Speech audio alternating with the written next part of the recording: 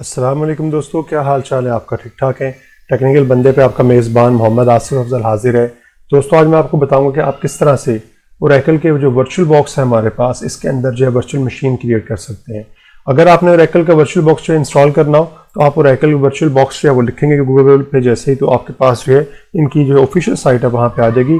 इसके ऊपर जो लेटेस्ट वर्जन जो है वो अवेलेबल है, लेकिन मैंने फिलहाल अभी जो है वो 5.2 जो है वो इंस्टॉल किया हुआ है और मैं इसके ऊपर ही, और सिंपल ही इसकी इंस्टॉलेशन है। आप वहाँ से 6.0 या 5.2 जो है वो डाउनलोड करके उसे इंस्टॉल कर सकते हैं और उसके बाद जो है हम वर्चुअल मशीन क्रिएट करने का जो है तरीका अभी इस वीडियो में सीख लेते हैं।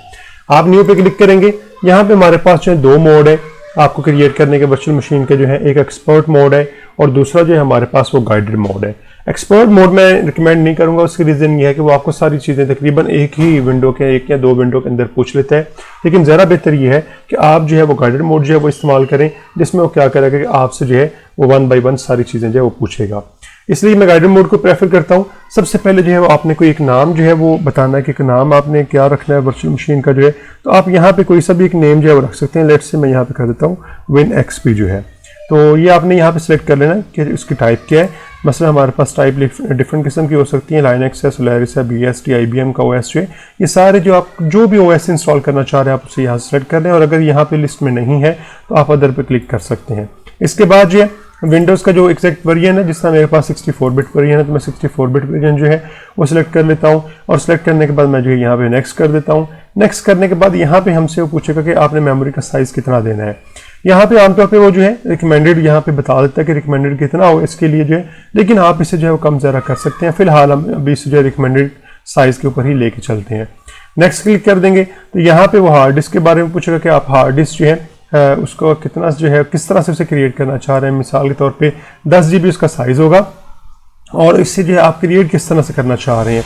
आप जो है अभी फिलहाल वर्चुअल डिस्क जो है वो हार्ड डिस्क ऐड नहीं करना चाह रहे, या आप जो है एक वर्चुअल हार्ड डिस्क क्रिएट करना चाह रहे हैं, या आपने पहले से एक वर्चुअल हार्ड डिस्क क्रिएट की हुई आप उसका जो पाथ यहाँ पे देना चाह रहे हैं। तो अगर आपने पहले से क्रिएट की हुई तो आप इसे सेलेक्ट करेंगे और यहाँ पे इसका पाथ बता देंगे। फिलहाल हम अभी जो है वो नई वर्चुअल डिस्क जो है वो क्रिएट करना चाह रहे हैं, क्रिएट पे क्लिक कर देंगे। यहाँ पे अब आपसे पूछेगा कि हार्ड डिस्क की फाइल टाइप जो है वो क्या होगी। आप जो है यहाँ पे डिफरेंट किस्म की जो है फाइल टाइप्स हमारे पास available, virtual box disk image है, वर्चुअल हार्ड डिस्क है और वर्चुअल मशीन डिस्क है। हम जो है वो आमतौर पे काम जो करते हैं वो हम काम करते हैं वर्चुअल बॉक्स डिस्क इमेज के ऊपर जो है, क्योंकि इससे जो है फिर बाद में मूव करना जो है काफ़ी आसान होता है, इसलिए हम इसी के ऊपर जो है वो काम करेंगे और आपका डिफ़ॉल्ट रिकमेंडेड यही होता है। नेक्स्ट पे क्लिक कर देंगे। नेक्स्ट पे क्लिक करने के बाद यहाँ पे अब आपसे पूछेगा कि आपने फिक्स साइज़ की रखनी है या आपने जो है वो डायनामिकली एलोकेटेड करनी है। डायनामिकली एलोकेटेड जो होती है वो आपकी काफ़ी बेहतर होती है। इसकी रीज़न ये होती है कि आपने जैसे ही 10 GB का, जिस तरह हमने साइज़ रिकमेंडेड जो है मेंशन किया हुआ था, 10 GB का साइज़ रखेंगे तो ये 10 के 10 GB जो है वो उसी टाइम जो है फिक्स नहीं कर लेगी, उसी टाइम जो है वो रिजर्व नहीं कर लेगी, बल्कि जितनी यूज़ होगी उतनी ही इस्तेमाल करती रहेगी। बाकी आपकी हार्ड डिस्क जो है वो फ्री ही रहेगी और आप जो है वो कह लें कि आपको फ्री स्पेस जो है वो शो हो रही होगी। फिक्स साइज़ के अंदर जो है वो क्या है कि आप जो है इसके बाद इसके ऊपर जो है फिर से यूँ कह लें कि 10 के 10 GB जो है वो आपकी फिक्स हो जाएगी और आपके लिए जो है वो कह लें कि रिजर्व हो चुकी होगी इन सिस्टम के लिए जो है, और आप उसमें से जो है बाद में कुछ यूज़ नहीं कर सकेंगे। इसलिए ज़्यादा बेहतर है डायनामिकली एलोकेटेड जो है आप उसे इस्तेमाल करें। नेक्स्ट पे क्लिक कर दें। यहाँ पे अब आपसे वो जो है दोबारा कंफर्म कर लेगा कि आपकी लोकेशन जो है वो क्या होनी चाहिए और साइज़ क्या होना चाहिए। जिस तरह से शुरू में बताया था कि इसका साइज़ जो 10 GB रिकमेंडेड होता है, 10 GB यहाँ पे उसने सेलेक्ट कर लिया। अगर आप उसे कम ज़रा करना चाह रहे हैं तो यहाँ पे क्लिक करते हो आप इसे जो है वो कम ज़रा कर सकते हैं। लोकेशन आप बता सकते हैं कि लोकेशन आपने क्या रखनी है। मैं हमेशा यही कहता हूँ कि आप जो है जब भी कोई नई वर्चुअल मशीन क्रिएट करें तो उसके लिए ये है कि आप नया फोल्डर जो है क्रिएट कर लें।